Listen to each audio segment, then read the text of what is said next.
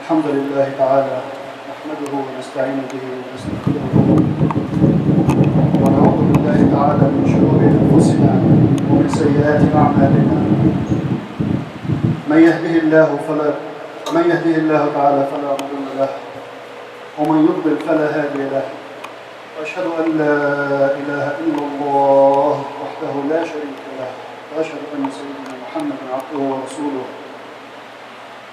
يا أيها الذين آمنوا اتقوا الله حق تقاته ولا تموتن إلا وأنتم مسلمون يا أيها الناس اتقوا ربكم الذي خلقكم من نفس واحدة وخلق منها زوجها وبث منهما رجالا كثيرا ونساء واتقوا الله الذي تساءلون به والأرحام إن الله كان عليكم رقيبا يا أيها الذين آمنوا اتقوا الله وقولوا قولا سديدا يصلح لكم أعمالكم ويغفر لكم ذنوبكم ومن يطع الله ورسوله فقد فاز فوزا عظيما أما بعد إخوتي في الله فإن أصدق الحديث كتاب الله تعالى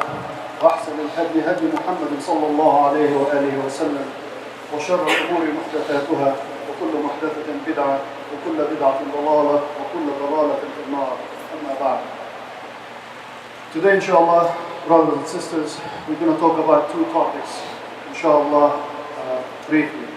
The first topic is the sadaqat and the zakat, mandatory and the optional, and zakat al-fitr, since we are in Ramadan. And the second topic, inshallah, and the second khutbah will be about why it is very important that Muslims in particular in this time be very active in the society at large, especially in the election process, and how to be civically engaged. For the first topic, Allah subhanahu wa ta'ala mentioned in many verses in the Quran the importance of charity and zakat, of course. In two verses in the Quran, Allah subhanahu wa ta'ala is likening the charity, the sadaqah that you give from your own will, not the zakat, not the mandatory one, the sadaqah out of your own will, as if you are giving a loan to Allah subhanahu wa ta'ala.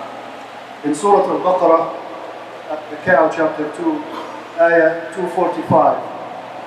من ذا الذي يقرض الله قرضا حسنا فيضاعفه له أضعافا كثيرة والله يقبض ويبسط وإليه ترجعون. Who is he that will loan to Allah subhanahu wa ta'ala a beautiful loan, which Allah will double into his credit and multiply many times? It is Allah subhanahu wa ta'ala that giveth you anything for provision, and to him you shall return.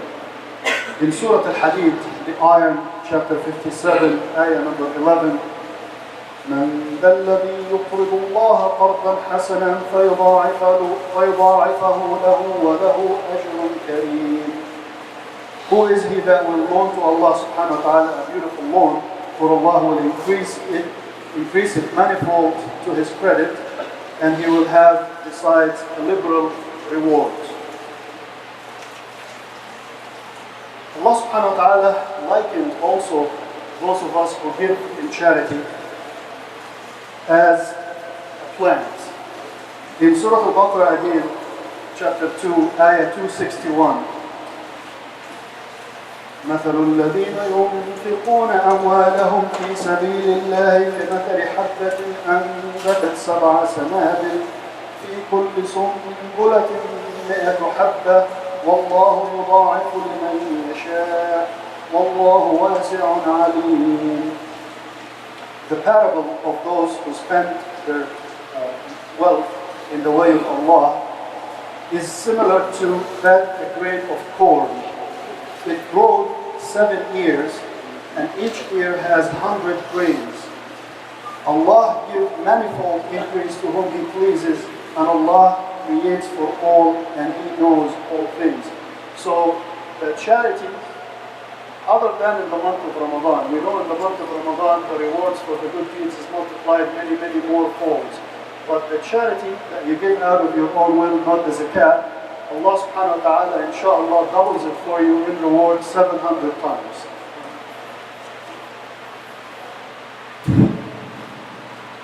The Prophet Muhammad sallallahu alayhi wa sallam in many also hadith made important notes about giving sadaqah and zakat.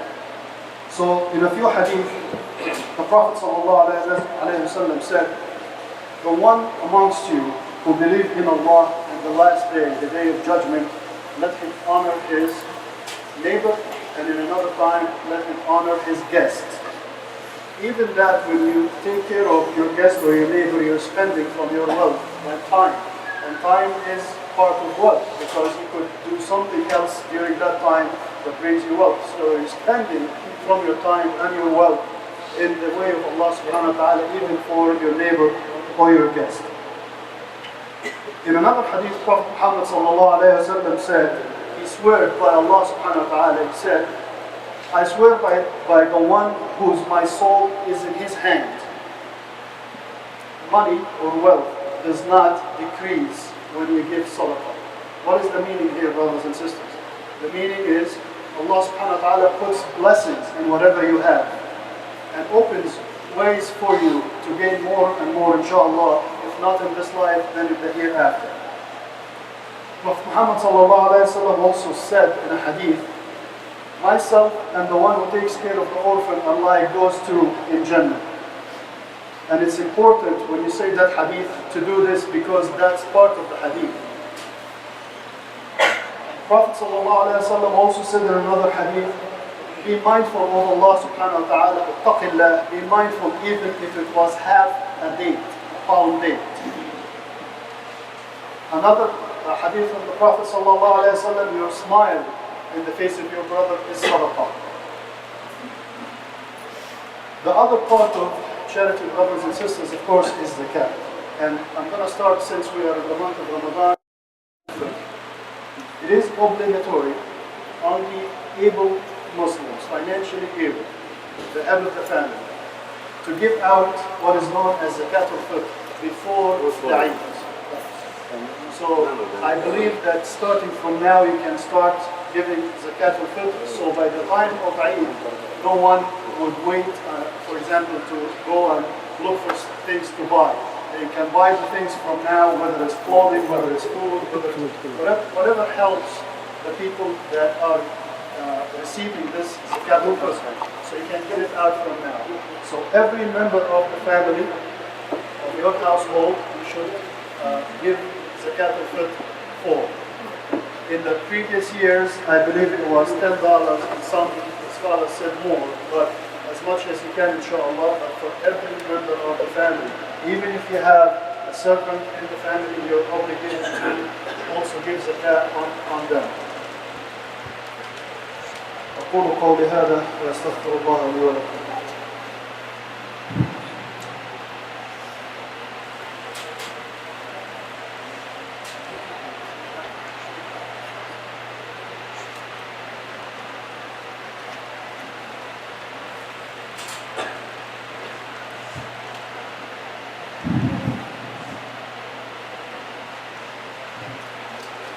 الحمد لله رب العالمين والصلاة والسلام على أشرف المرسلين سيدنا محمد صلى الله عليه وسلم وعلى آله وصحبه أجمعين. The other topic, brothers and sisters, that I came to speak to you about today is why is it very crucial and very important that we as Muslims become engaged or more engaged if you're already engaged in the society. How else would people know who you are and what you stand for unless they deal with you on the human level? What has been happening over the years, but especially intensified after 9/11, is that most of the non-Muslim members of our society have no way to know anything about us except from what they hear on the television or in the radio or in the newspaper. If we do not become proactive and get involved in the society's issues, how else they would know this? So there are many things in Islamic tradition that if we do in cooperation with other non-Muslim members of our society, they will get to know us, and it will be automatically da'wah without you meaning it to be. For example, food banks. Who invented the idea of food banks? If you go to Muslim majority countries, don't you find in Ramadan what is called Awa'id al-Rahman, the table of Allah subhanahu wa ta'ala? During another time, you're walking in the street and you find the table spread and you sit and eat, break your fast there. People donated that, the money for that iftar. So Allah subhanahu wa ta'ala will give them the reward of whoever ate from that table. So how is that different from the food banks that give the poor in need in New York and the entire United States also sustenance, food and beverage and other things? So this is an important item that we need to really be very involved in, because it's a fundamental part of our teachings, inshallah. Many other examples. But I want to talk to you more about why is it important for us in general in the United States, but in particular in New York City, to be involved in elections. Why we should be all, whoever is born in the United States or became naturalized, they have the right and the obligation to vote. So if you're not registered to vote, you need to register. And I brought with me some of the forms, so if you're not registered, you can. If you are registered, it is really crucial that you go and you testify. Even if you have two bad candidates, let's assume that this is the situation. One of them must be better than the other. And by you going, it is not really about who wins. It is about registering that Muhammad or Ahmed or Ibrahim or Ali or Umayma went. Because when you go to vote, you sign your name. And candidates every year, when they run for office, they get those lists. They see who voted and who did not. We are known, unfortunately, as the sleeping giant. And here comes the statistics. In 2005, Columbia University Teachers College released a report about the number of Muslims in New York City, the 5 boroughs: Manhattan, Bronx, Queens, Brooklyn, and Staten Island. The report said that there are 600,000 Muslims in the 5 boroughs. In 2005, the first of its kind report to come out. It did not include, for example, somebody by the name Robert Jackson, who's a Muslim, who's the only Muslim in the city council of New York City. He was a 3-term city council member. He's the head of the education committee, and he's now running for Manhattan Borough President this year, this election. So that report did not include names that do not sound Muslim. So any European Muslim, for example, any converts from the United States or Canada or wherever who live here, were not included. So bottom line is, the number of Muslims in New York City 5 boroughs could actually be 1 million Muslims. But let's say 800,000. The total number of residents in the 5 boroughs in New York City is 8,300,000. The last census said that. What is 10% of that? 830,000. So we're basically 10% of the entire population of New York City. From those 800,000, and this is a conservative estimate, it could be really a million. From those 800,000, how many registered voters are there? I understand we have children underage, we have people who are not citizens, but how about the rest? How many? The Muslim Democratic Club of New York made a study this year and came out with that there is 105,000 registered Muslim voters in New York City. In my opinion, this is very low. It should be double that at least. So encourage everybody that you know who's either naturalized or born in the United States to register to vote if they are 18 years or more. It is very important to exercise that right and also duty on you. Yeah? And I'm going to now give you a few reasons from Islamic tradition why this is, some people say this is not okay under Islam, but I'm going to give you a few reasons. The Prophet Muhammad sallallahu alayhi wa sallam, when he received the first revelation, he was 40 years old. He had lived in Mecca for 40 years already. And then when he migrated to Medina, when was that? 13 years after. So for 13 years, the Muslims lived in Mecca with non-Muslims. There were pagans, there were Christians, there were all kinds of people. Did Muslims say, no, we will not deal with those people because they are not Muslims, they are bad, they are kuffar?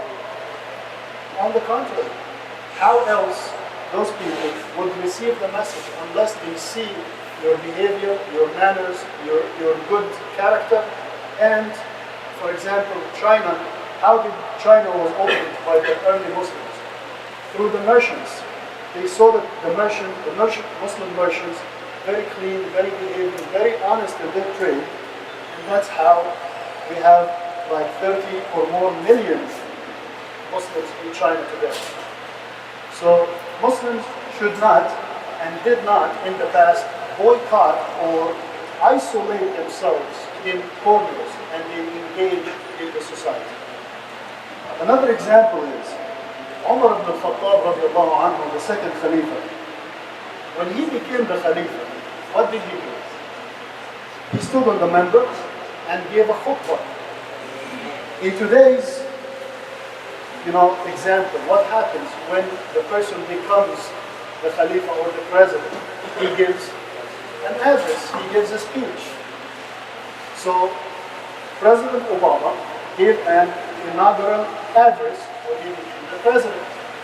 Umar ibn al-Khattab radiallahu anhu gave an inaugural khutbah when he became the leader. But the important part here is, what did Umar say radiallahu anhu in this khutbah? He asked a question to, first he gathered his family before giving the khutbah and told them, now I am the Khalifa. If any one of you, I hear that he used the influence of being my relative to gain something that is not the right, I will make him an example. So nobody could dare do something haram like this after. And then he gave the khutbah, the inaugural khutbah, and asked a question to the Muslims who were there. What would you do if I not continue on the straight path and veer away from the straight path? Remember the answer? One or two Muslims of the Sahaba stood up and said, and held their swords and said, we would straighten you up with our swords. Who's this? This is Umar ibn al-Khattab radiallahu anhu, whose hadith in Sahih al-Bukhari is narrated only by him. عن عمر بن الخطاب رضي الله عنه عن رسول الله صلى الله عليه وسلم إنما الأعمال بالنيات وإنما لكل امرئ ما نوى. Verily, deeds are by intention, and for every person what he or she intended. This is a hadith narrated by Umar ibn Khattab directly from the Prophet sallallahu alaihi wasallam. Imagine that Muslim standing up and saying to Umar, we would straighten you up with your sword, with our swords, if you veered away from the straight path. So imagine that piety, that righteousness, this beautiful understanding of the true meaning of leadership and vicegerence of taking care of the people and the land. So there are similar patterns and parallels between Islamic history and American history. The United States Constitution, in its principles, in the original founding principles, as they were wrote by the early Americans, they are strikingly similar to Islamic fundamental principles. Another story from Umar ibn Khattab radiallahu anhu. He was a judge once and a man came to him with one eye out and bleeding. That man, the injured one, told Umar, so and so did this to me. Please take my right from that person. Umar said to his assistant, go look for this man, bring him here so we can hear his story. So the injured person said, don't you see my eye out and I'm bleeding? Umar said, how do I know you did not start by taking both his eyes out? This is the justice, the beauty of Islam, brothers and sisters. And this is called what? In today's legal maxims, due process. I'm not going to rule on somebody without knowing the facts, without having evidence, without giving the person the right to defend themselves. Maybe that injured person tried to attack that other man and he was trying to defend himself and he was injured that way. So we should not judge. We should listen to both sides. We should verify and authenticate, ascertain the truth, as Allah subhanahu wa ta'ala told us in the Quran. So now, the due process, having a witness, is fundamental part of the American founding documents, the Declaration of Independence, the Constitution, and the Bill of Rights. So there is striking similarities. Those people who are trying to tell you that Sharia is not compatible with the United States are either absolutely ignorant or they are lying, because if they're anti-Sharia, then they're anti the American Constitution because of these striking similarities. Now, there are two political clubs that started in New York City. One is within the Democratic Party, the Muslim Democratic Club of New York. If you are a Democrat, registered within the Democratic Party, you can register with them. But still, there is one that is called BIMCC, and I have some paperwork for them. I can give you after, inshallah, the salah. New York Muslim Voter and Information Club. This one is not attached to any party. This one is neutral. Okay? So, if you're a registered Democrat, register with the Democratic Club and with the BIMCC, with the other one. And if you're not within the Democratic Party, then just register with BIMCC. Aside from officially registering with the Board of Elections as a voter. This year, there are 3 Muslims running for elections. Inshallah, I will tell you after the Salah, because it's not appropriate to say this during the khutbah.